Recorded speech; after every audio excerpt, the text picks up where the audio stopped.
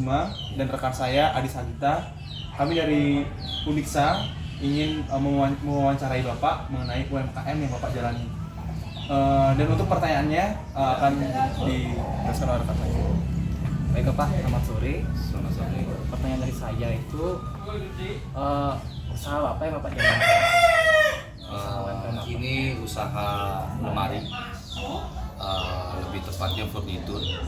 Ada meja, lemari biasa seperti ini pintu 2, lemari pintu 3, dan banyak lagi. Apakah selain lemari apakah ada Nggak ada sih, ini aja. ini lemari? Kalau boleh tahu sama Bapak siapa? Nama saya Akbar. Kalau tahun berdiri usahanya itu tahun berapa ya Pak? Ini berdirinya tahun 2021, lebih tepatnya di bulan September. Apa motivasi Bapak untuk membuka usaha ini? Karena saya melihat peluangnya lebih besar, karena kan di wilayah Bali ini masih banyak daerah-daerah terpencil, jadi jauh dari kota untuk membeli perabotan seperti ini di rumah, jadi mengeluarkan biaya terlalu banyak. Mungkin inilah motivasi saya buka usaha. Mungkin untuk sumber pemasoknya dari mana Pak, kalau boleh tahu? Kalau pemasok kita ngambil dari Jawa, lebih tepatnya di Blitar. Untuk jenis kayu apa yang digunakan Pak untuk buat lemari? Banyak sih jenisnya, tiap kayu beda-beda harga. Contoh yang ini dia mahoni, harganya standar, maksudnya lebih murah daripada kayu-kayu seperti akasia, jati, dan lain-lain. Untuk jumlah karyawan yang bekerja di sini berapa orang ya Pak? Kalau untuk sekarang 5 orang saja. Jadi satu mobil itu bisa isi tiga orang, satu supir, 2 sales. Yang satu lagi itu satu supir, 1 sales. Untuk pendapatannya kira-kira berapa untuk para karyawan? Kalau untuk pendapatan karyawan itu kita sebulan 3 juta.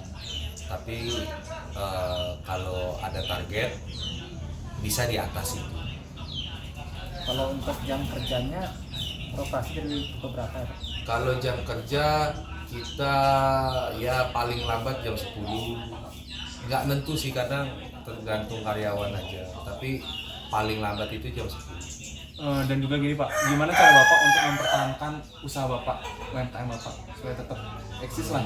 Kalau untuk mempertahankan ya mungkin kita berinovasi dengan model-model terbaru, mungkin model-model modern, atau kita lihat di daerah Bali ini orangnya itu minatnya lemari seperti apa, ya kita ikutin aja.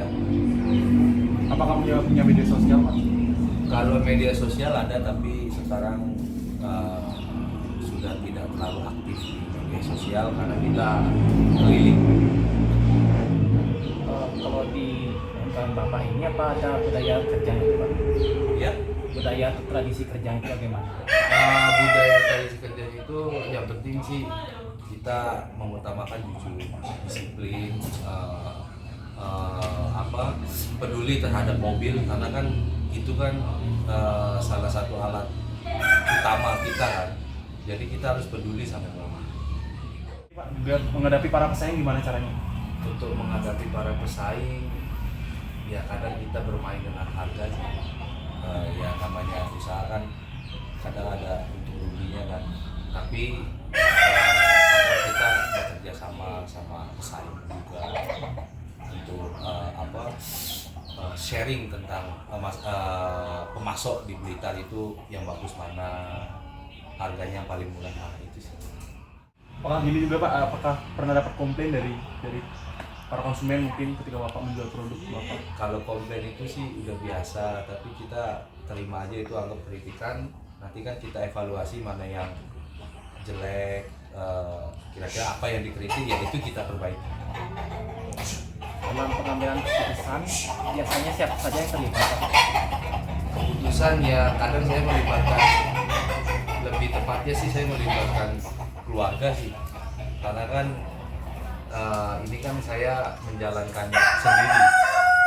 Jadi di lingkungan rumah ya saya melibatkan orang tua. Apakah Bapak ketika menjual produk itu selalu melihat kualitas barang? Apakah selain itu apakah ada Pak selain kualitas barang mungkin? yang Bapak Pastinya ada kualitas barang. Karena kayu ini gimana ya, kalau kita nggak melihat kualitas barang susah untuk dijual. Bagaimana cara Bapak untuk ada standar gitu? Bagaimana cara untuk menilai kinerja karyawan? Untuk menilai kinerja karyawan itu kita nggak, karena kan ini kan di luar lapangan ya. Karyawan ini kan keluar, kita nggak tahu kinerja mereka di luar sana seperti apa. Yang penting laku dan nggak laku, yang penting jujur aja sih. Jadi selama ini aman-aman aja masalah standarnya itu. Dalam usaha ini apa saja hak yang diterima karyawan? Seperti hak untuk cuti. Cuti ya terima, mendapatkan hak cuti, termasuk kalau misalkan melebihi target dapat bonus 1 lemari mungkin. Ya sama seperti sales pada umumnya lah, pekerja sales pada umumnya. Misalkan sebulan ada target penjualan lemari 50 lemari, kita kasih bonus 1 lemari. Jadi ketika dia pulang 1 lemari itu untuk karyawan. Dalam usaha ini kan pasti aja ada hari di mana pesanan itu melebihi kapasitas Pak. Bagaimana cara Bapak menyikapi hal tersebut? Kalau untuk menyikapi itu aslinya selama ini tidak ada kendala sih, karena kan saya kan ada beberapa pemasok di Blitar, jadi aman-aman aja sih. Misalkan melebihi, kita nggak pernah namanya masalah di sini. Dan juga bagaimana cara Bapak untuk menjelaskan mana produk yang baik kepada para konsumen? Mana produk yang baik?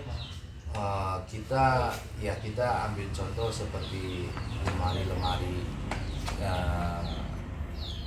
yang terbuat dari serut-serut kayu itu kan, kita paling membandingkan dengan itu, karena kita kan ini lemari bagaimanapun kondisinya rusak masih bisa diperbaiki, diakalin kan. Kalau yang kayak lemari plastik mungkin kalau udah pecah ya udah nggak bisa diakalin, karena ini lemari kayu gimana kondisinya pun masih kita bisa perbaiki. Apakah Bapak ada ada ciri khas dalam berkomunikasi kepada konsumen gitu? Untuk ciri khas sih nggak ada, paling ya standar sales aja sih, itu sih udah di luar dari kinerja yang punya usaha ya, jadi itu udah urusan karyawan. Apakah ada pelatihan khusus Pak untuk karyawan? Nggak ada sih kalau pelatihan khusus. Yang penting ya itu jujur aja. Dan juga seberapa penting keramahan dalam usaha Bapak? Apakah itu penting keramahannya? Keramahan utama, penting, itu sangat penting, karena dalam berjualan itu kan pasti ada negosiasi. Kalau di awal kita tidak ramah, itu udah pasti di akhirnya tuh udah pasti jelek. Gak bakal pegawainya gak jadi beli atau gimana, karena karyawan yang menawarkan tidak ramah.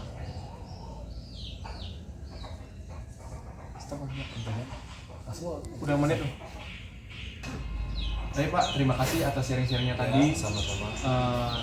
Ya mudah-mudahan kita juga bisa dapat pelajaran banyak mengenai sharing Bapak tadi mengenai usaha ya. Dan ya Pak, saya pamit dulu dan terima kasih Pak. Ya.